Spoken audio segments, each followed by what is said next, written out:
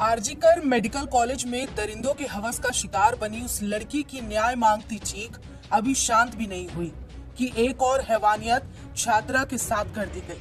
हैरानी की बात यह है कि इन घटनाओं के बाद भी सरकार की चुप्पी सुरक्षा में हो रही चूक पर सवाल खड़े कर रही है। लॉ कॉलेज के स्टूडेंट के साथ उसी के साथ पढ़ने वाले लोग उसके साथ गैंगरेप जैसे घिनौने अपराध को अंजाम देते हैं, और वो भी कॉलेज के ही गार्ड रूम में।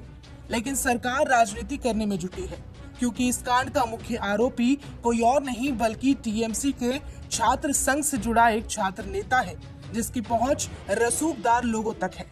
इस मामले में अब कई खुलासे और पुख्ता सुराग पुलिस के हाथ लगे, जैसे कि सीसीटीवी फुटेज।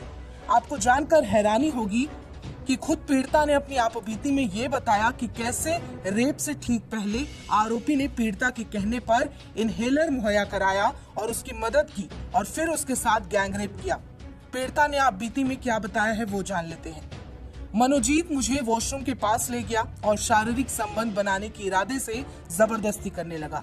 मैंने उसे धक्का देते हुए कहा कि मैं ऐसा नहीं कर सकती, मैं किसी के साथ रिश्ते में हूँ, मेरा एक बॉयफ्रेंड है। लेकिन वो नहीं माना और जबरदस्ती करता रहा।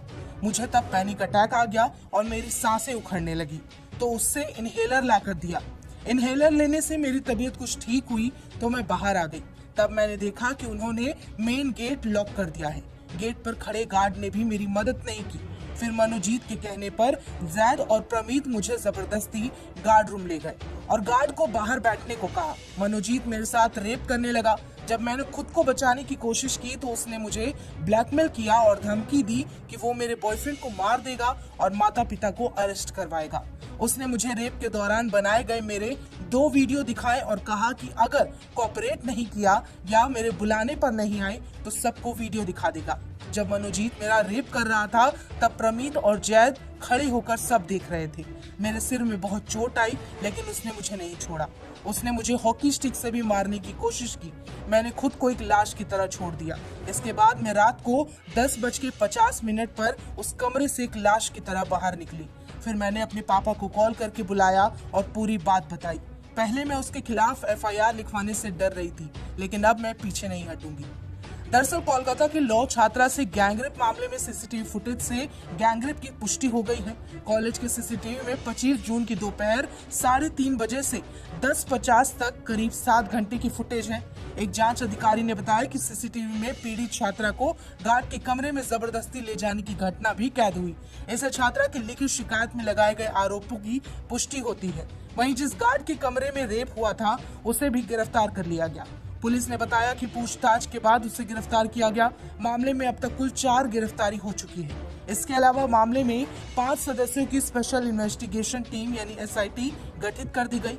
असिस्टेंट कमिश्नर लेवल के एक अधिकारी SIT को लीड कर रहे हैं। 25 जून को कॉलेज के ग्राउंड फ्लोर के गार्ड रूम में हुई ये घटना, जिसमें मुख्य आरोपी मनोजीत मिश्रा जिसकी उम्र 31 साल, घटना में जैब अहमद जिसकी उम्र 19 साल और प्रमित मुखर्जी जिसकी उम्र 20 साल ये भी शामिल है।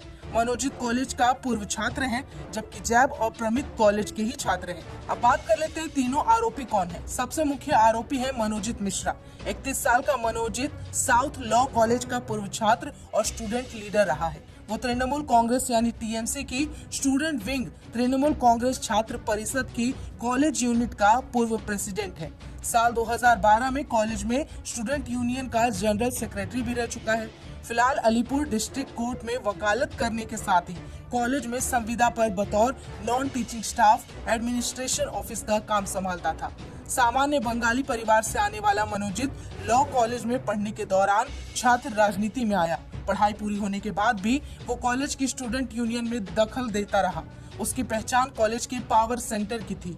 मीडिया रिपोर्ट्स की माने तो मनोजीत पर इससे पहले भी यूनियन से जुड़े विवादों में दबाव बनाने और धमकी देने के आरोप लग चुके हैं, लेकिन TMC से नजदीकी के चलते कभी कोई मामला दर्ज नहीं हुआ। दूसरा सह आरोपी है जैब अहमद। 19 साल का जैब अहमद टॉपसिया इलाके के एक साधारण परिवार से आता है। लॉ की पहले साल की पढ़ाई कर रहा है। 2024 में ही उसने कॉलेज में एडमिशन लिया। जैप स्टूडेंट यूनियन की एक्टिविज्म में शामिल रहने लगा। इसी दौरान उसकी मुलाकात मनोजीत से हुई और वो मनोजीत का करीबी बन गया। दूसरा सह आरोपी प्रमित मुखोपाध्याय, 20 साल का प्रमित लॉ कॉलेज में सेकेंड ईयर का स्टूडेंट है। बीते कुछ समय से उसे कई बार मनोजीत के साथ देखा गया। मीडिया रिपोर्ट्स के मुताबिक पुलिस पता लगाने की ये कोशिश कर रही है इस पूरे मामले में उसकी कितनी भूमिका थी और क्या वो किसी दबाव में इसमें शामिल तो नहीं था।